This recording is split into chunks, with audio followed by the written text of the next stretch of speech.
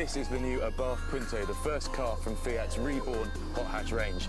We've got the standard 155 brake horsepower car here today, and it looks that absolute business. But is it worthy of the iconic Abarth brand? And more importantly, can it outgun its rivals?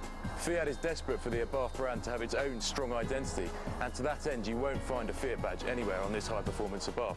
It's an Abarth logo at the front, deeper and lower bumpers, 16-inch grey alloy wheels with Brembo brakes, red calipers behind them, you won't find those on a standard Punto, and Pirelli Zero Nero tyres. It's nice white bodywork with red wing mirrors here and sports stripes, Abarth written down the side, and just for good measure, another Abarth badge plonked on the rear haunches here. What Fiat is trying to say, and what Abarth is trying to say, is that this is more than a souped-up Punto. Okay, so now we're doing the important bit, actually driving the Abarth Punto. First impressions? Well, it's a really cheeky little hot hatch with this really enthusiastic 1.4 litre engine. 155 horsepower, as I said, revs to 6,500 RPM, and it's got 152 pound-foot of torque. But there's this sports overboost button, which boosted the torque up to about 170 pound-foot at around 3,000 RPM. It loves to be revved though, encourages you to push it harder. Really good fun, just sort of fizzes along down the road. In fact, it feels like an old school hot hatch from about 15 years ago. It's great stuff.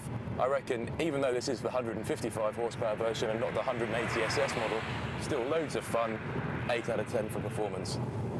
The people at Abarth have really got the handling of this Punto spot on.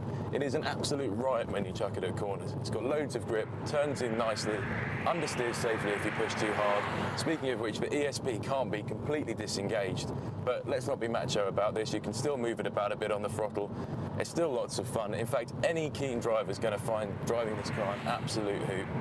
The only thing that lets it down though is this steering. Compared with something like a Renault Clio 197 Cup, it's really woolly, not very precise. It's a bit of a shame, but you'd still give, I mean, the fun factor of this car is incredible. You'd still give it 9 out of 10. We first drove this Abarth at its launch in Italy on a racetrack. So one of the big uncertainties was how well it would handle Britain's rutted and bumpy and cut-up roads. The answer is very for such a stiffly sprung and firm hot hatchback.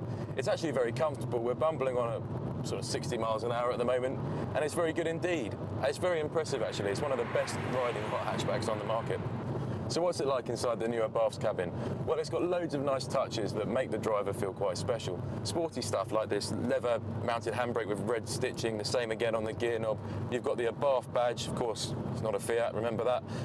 More leather, red stitching, comfortable bucket, deep set seats, and really sporty dials as well with a turbo boost gauge, so you can keep an eye on that overboost feature if you press your sport boost button. The result is a more upmarket cabin than you would expect from a car of this price.